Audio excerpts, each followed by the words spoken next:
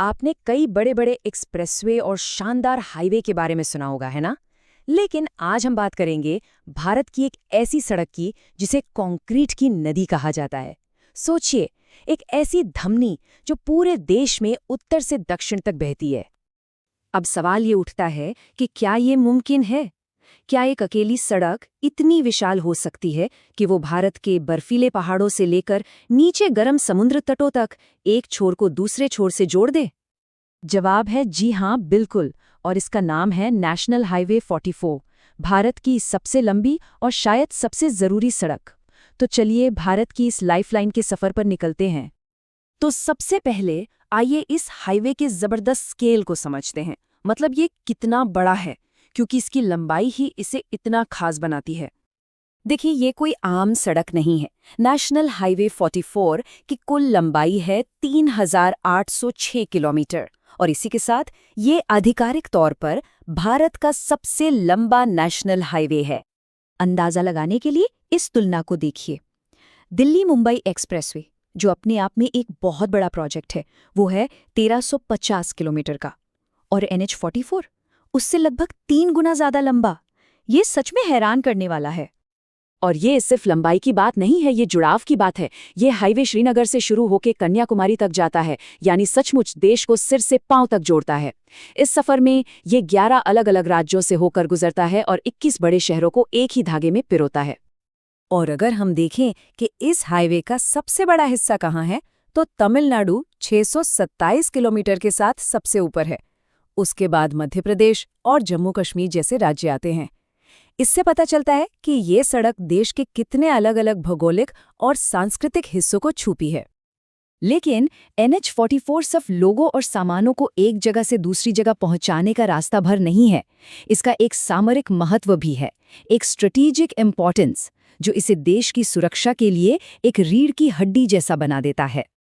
इसका रास्ता, खासकर जब ये जम्मू कश्मीर से शुरू होता है, तो ये भारत-पाकिस्तान सीमा के बहुत बहुत नज़दीक से होकर गुजरता है।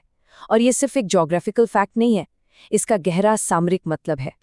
ये हाईवे उरी, श्रीनगर, अनंतनाग और पठानकोट जैसे कई बेहद संवेदनशील और रणनीतिक रूप से महत्वपूर्ण इलाकों से होकर जाता है।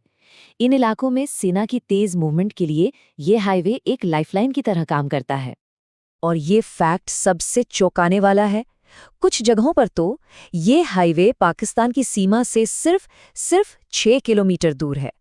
आप समझ सकते हैं, इसी वजह से इस पर होने वाली हर हलचल पर कड़ी नज़र रखी जाती है और ये हमारी सेना के लिए इतना ज़रूरी क्यों है। चलिए, अब इसके स्ट्रैटेजिक पहलू से थोड़ा हटकर इस हाईवे पर होने वाले सफ़र की खूबसूरती और चुनौतियों पर ध्यान देते हैं, क्योंकि ये सिर्फ एक सड़क नहीं, बल्कि अपने आप में एक अनुभव है। जो कोई भी इस हाईवे पर पूरा सफ़र करता है, वो भारत की अविश्वसनीय विविधता का गवाह बनता है। सोचिए, एक ही यात्रा में बर्फ से ढके पहाड़ दिखते हैं, फिर विशाल हरे भरे मैदान आते हैं और फिर शांत सुंदर झीलें। ये भारत की सांस्कृतिक और प्राकृतिक समृद्धि की एक अद्भुत झलक है। लेकिन यहीं पर एक बड़ा सवाल खड़ा होता है। जब इतना बड़ा डेवलपमेंट, इतनी बड़ी सड़क प्रकृति के रास्ते में आती है, तो क्या होता है? जब हजारों किलोमीटर लंबी सड़क जंगलों और नेशनल पार्क्स के बीच से गुजरती है?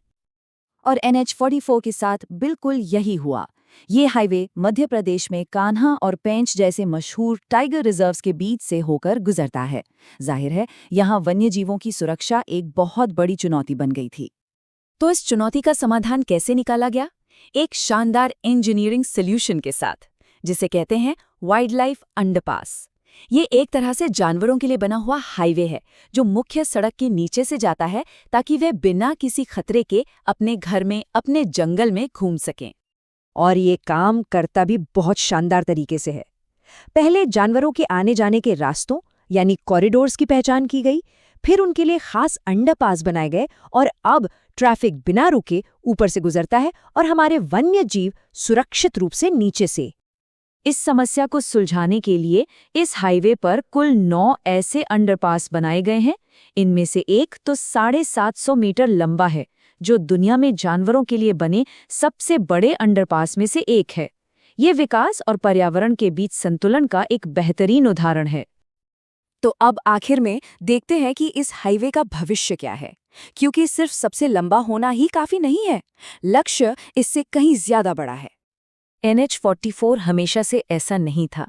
पहले ये एक सामान्य 2 लेन का हाईवे हुआ करता था, लेकिन अब इसे अपग्रेड करके एक मॉडर्न 4 लेन और कई जगहों पर तो 6 लेन की धमनी में बदल दिया गया है, जो देश की तरक्की को रफ्तार देता है। इस बदलाव का असर साफ दिखता है। पब्लिक ट्रांसपोर्ट तेज हुआ है, इंडस्ट्रीज के लिए माल और कच्चा माल लाना ले जाना आसान हो गया है और एडवांस सेफ्टी फीचर्स की वजह से सफ़र भी कहीं ज़्यादा सुरक्षित हो गया है। तो यहाँ सबसे ज़रूरी बात यह है कि लक्ष्य सिर्फ सबसे लंबा हाईवे बने रहना नहीं है। असली लक्ष्य है इसे भारत का सबसे अच्छा, सबसे सेफ और सबसे कुशल हाईवे बनाना। एक ऐसा हाईवे जो वर्ल्ड क्लास स्टैंडर्ड्स का हो। तो अंत में ये सवाल हमारे सामने है, क्या NH44 सिर्फ एक सड़क है या ये भारत के भविष्य की महत्वाकांक्षाओं का एक प्रतीक है?